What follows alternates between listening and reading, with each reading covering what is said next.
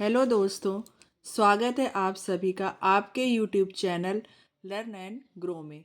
आज का मेरा टॉपिक है लघुत्तम समापवर्तक तथा महत्तम समापवर्तक। ठीक है, तो महत्तम समापवर्तक को हम लोग शॉर्ट में HCF या हाईएस्ट कॉमन फैक्टर तथा लघुत्तम समापवर्तक को LCM या लीस्ट कॉमन फैक्टर भी कहते हैं। अब ये जो को टॉपिक है हमारा LCM और HCF, ये हमारे कॉम्पिटिटिव एग्ज़ाम की दृष्टि से भी बहुत ही ज़्यादा इम्पॉर्टेंट होता है और ये हर एग्ज़ाम में कुछ ना कुछ इसका टॉपिक से जुड़ा हुआ पूछा जाता है। तो चलिए इसकी शुरुआत करते हैं। सबसे पहले हम आते हैं इसकी डेफिनीशन में।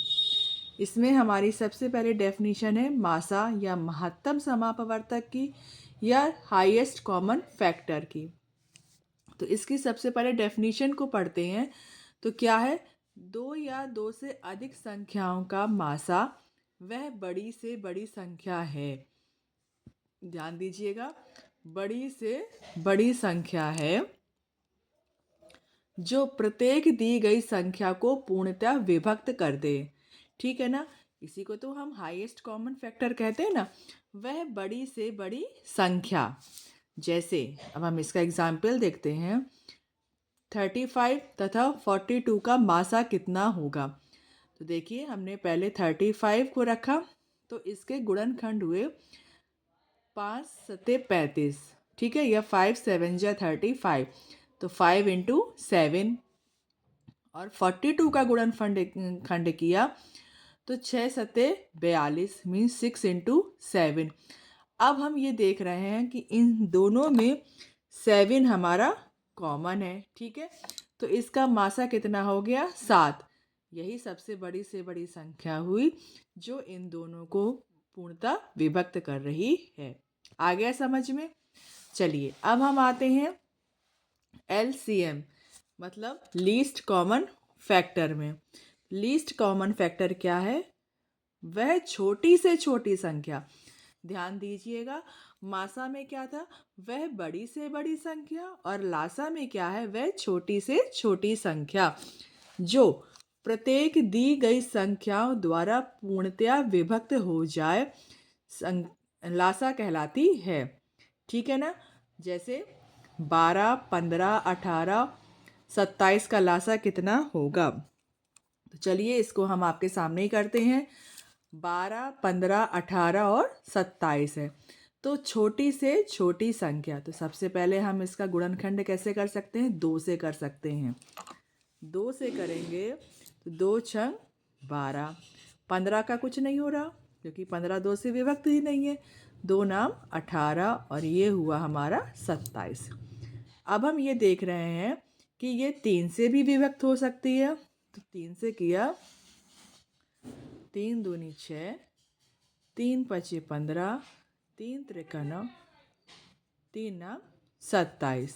फिर आते हैं 3 से, 2 रहेगा यही, 5 रहेगा, 3 एकम 3, 3 त्रिका 9।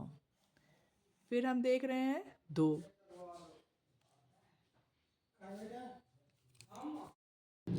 अब देखिए फिर से यहाँ पे 3 में आ जाते हैं।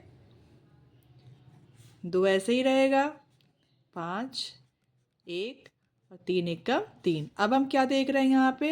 2 2 एकम 2, 5 ऐसे ही रहेगा, 1 और ये 1। अब हम क्या आ रहा है? 5 में फिर से आ जाते हैं तो क्या आ जाएगा? 1 1 1 1। अब हमारा कितना मिल गया हमें? 2 इंटू कितने 3 है? 1 2 3। और देखिए यहाँ पे 2 कितने हैं? 2 है, तो एक बार 2 और लिख लें। अब 3 कितने हैं? 1 2 3। 1 2 3। और 5 कितनी बार है? 1 बार है। अब हम इन सबको क्या कर लें? मल्टीप्लाई कर लें। तो देखिए कितना आ जाएगा? 2 दूनी 4, 4 तिहाई 12, 12 तिहाई 36, 36 गुणे 15। ठीक है, तो हमारा आंसर कितना आ गया?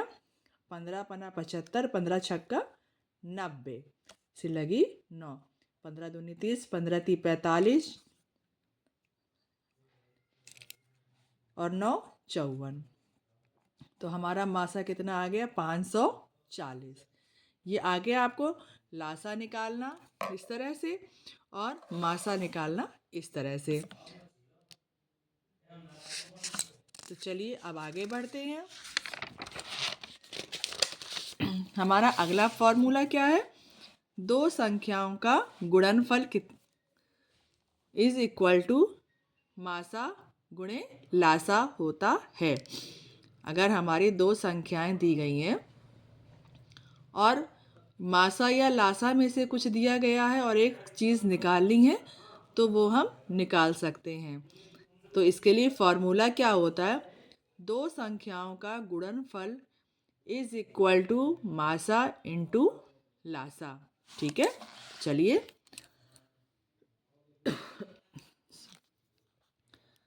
जैसे हमारा क्वेश्चन क्या कह रहा है? दो संख्याओं का लासा 1920 तथा मासा 16 है। यदि इनमें से एक संख्या 128 हो तो दूसरी संख्या ज्ञात करें। देखिए हमें लासा भी दिया है, मासा भी दिया है और एक संख्या भी दी गई है और दूसरी संख्या हमें ज्ञात करनी है। तो चलिए शुरू करते हैं। हमारा फॉर्मूला क्या है? दो संख्याओं का गुणनफल। हम मान लेते हैं कि दो संख्या ए और बी हैं। तो A into B is equal to H C F गुणे एल सी एम। ठीक है, अब इसमें से हमें एक संख्या कितनी दी गई है? 128 दी गई है। 128 गुणे दूसरी संख्या ज्ञात करनी है b is equal to H C F हमारा कितना है? 16 गुणे LCM कितना है हमारा? 1920। आगे समझिए। अब हम इसको ट्रांसफर कर लेंगे तो ये अपॉन में चला जाएगा। तो दूसरी संख्या b इज इक्वल टू 16 गुणे 1920 बटे 128। अब काट दे। 2 अठे 16, 2 छंग 12, 2 चौको 8, 8 से काटा 8 एकम 8, अठी अठी 64। ठीक है, फिर 2 से काटा 2 चौको 8, 2 अठे 16, 2 नाम 18। ठीक है ना, 2 12 हुआ, 2 छंग 12 और ये 960। फिर काटे 4 दूनी 8, 4 चौको 16 और ये 0। तो ये b की वैल्यू कितनी आ गई? 240। तो इसका मतलब ये हुआ कि जो हमारी दूसरी संख्या पूछी गई है वो कितनी है? 240। तो देखिए हमने इसी फॉर्मूले से दो संख्याओं का गुणनफल इज इक्वल टू लासा गुणे मासा से कोई भी चीज़ निकाल सकते हैं। दूसरी संख्या निकाल सकते हैं, पहली संख्या निकाल सकते हैं, या तो लासा निकाल सकते हैं या मासा निकाल सकते हैं। अगर ये वीडियो आपको पसंद आ रहा है तो वीडियो को ज़्यादा से ज़्यादा लाइक करें, शेयर करें और सब्सक्राइब ज़रूर करें। तो चलिए उम्मीद करती हूँ आपको ये टॉपिक हमारा पसंद आ रहा होगा। तो चलिए अब हम आते हैं अपने अगले क्वेश्चन पर या अगले फॉर्मूले पर। अगला फॉर्मूला क्या है? भिन्नों का मासा। जैसे हमारे क्वेश्चन में ये भिन्न दी जाती हैं, अब इनका हमें मासा निकालना है। तो मासा हमें सोचते हैं कि शायद ये बहुत कठिन है। तो अगर हमें ये फॉर्मूले कंप्लीट होते हैं तो हमें इसे निकालने में आसानी हो जाती है। ठीक है, क्या कह रहा है? भिन्नों का मासा इज इक्वल टू अंशों का मासा बटे हरों का लासा। जितने भी अंश भिन्न दिए गए होंगे उसमें जितने भी अंश होंगे उनका मासा और जितने भी हर होंगे उनका लासा। तो चलिए शुरुआत करते हैं। 14 बटे 33, 42 बटे 55, 21 बटे 22 का महत्तम समापवर्तक ज्ञात कीजिए। तो सबसे पहले हमारा फॉर्मूला क्या? अंशों का मासा। यहाँ पे अंश कितने हैं? 14, 42, 21। 14 का गुणनखंड करेंगे तो 7 त्रिका 21। 42 का करेंगे तो 7 छः 42। 21 का करेंगे तो 7 त्रिका 21। ठीक है ना।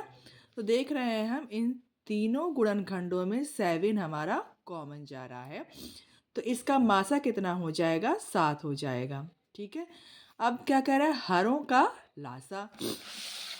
तो यहाँ पर हमारे जितने भी हर हैं 33, 55 और 22, इनका लासा ज्ञात करेंगे।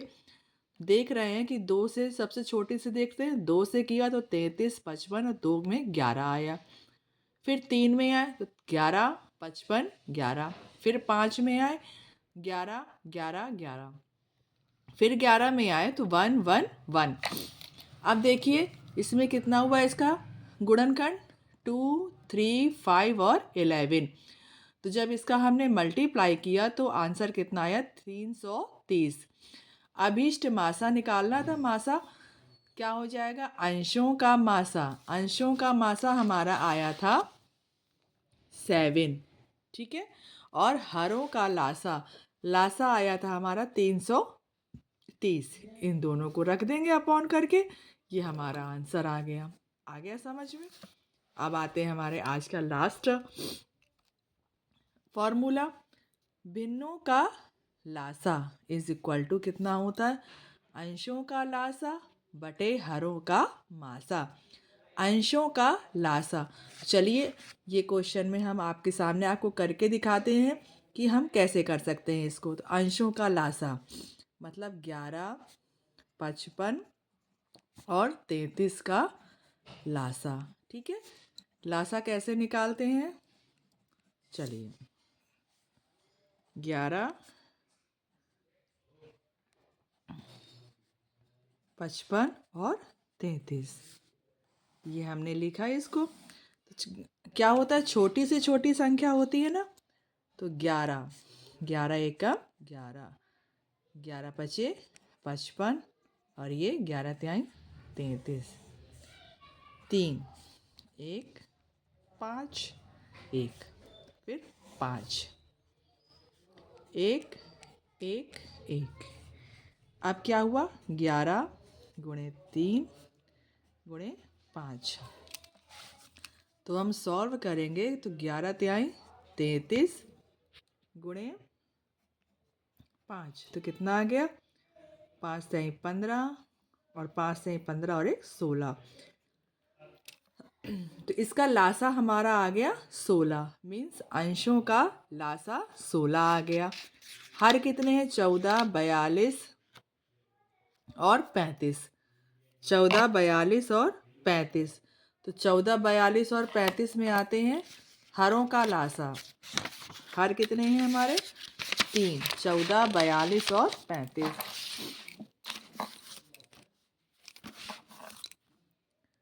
हरों का लासा। हर कितने हैं हमारे? 14, 42 और 35। 14 का गुणनखंड 7 दूनी 14, 7 छंग 42। ठीक है ना। 7 पना 35। अब देख रहे हैं कि इन तीनों में हमारा 7 कॉमन हो रहा है, तो इसका मासा कितना हो जाएगा? और यही तो कह रहा था कि वह बड़ी से बड़ी संख्या जो प्रत्येक में विभक्त हो जाए। 7 सब में चला जा रहा है तो 7 हो गया। तो क्या हो गया हमारा? क्या फाइंड करना था हमें? भिन्नों का लासा। तो भिन्नों का लासा में हमारा लासा कितना आया था? 165। तो अभीष्ट